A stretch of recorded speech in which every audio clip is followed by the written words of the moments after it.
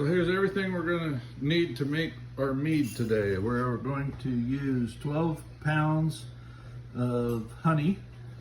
I have 4.5 gallons of apple juice, 100%, no preservatives. The only thing it has is vitamin C added to it.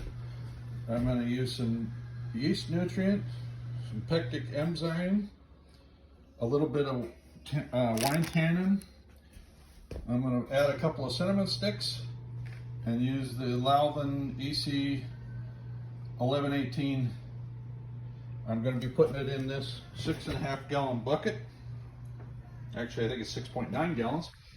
And there's the lid for it. We'll be using a hydrometer to measure our gravity reading once we have it all mixed together. All right, more to follow. I have put this honey in a container of warm water to hopefully help it to flow a little bit. Also the drill and this wand I'll be using to stir it all up once I get it mixed up. But yeah, we're going to be taking these half-gallon containers of apple juice and pouring them in the bucket. So we'll be pouring all these in the bucket.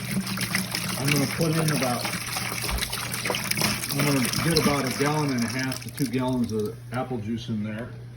And then once I have that done, I will be putting the honey in, and then I'll be stirring it with the drill. So I will check back when I get to that point. So as it turns out, I didn't have to use the drill because I had heated up I didn't really heat up the honey. I just put it in a container with hot water, and it came right out of the pail perfectly fine. And so now I'm just stirring it with this large spoon. Everything, by the way, everything I am using here has been completely sanitized in Star San. You have to make sure everything is 100% sterilized before you start mixing this up, otherwise you could end up with some pretty nasty bacteria in there that you don't intend on having.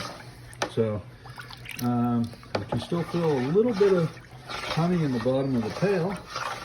So I'm going to keep stirring, and by stirring this up vigorously, it also adds a little bit of oxygen into this, which is good. That's what the yeast needs, the oxygen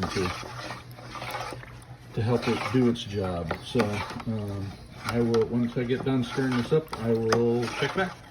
So with the specific gravity, or original gravity of 118, it's going to give us about 16%.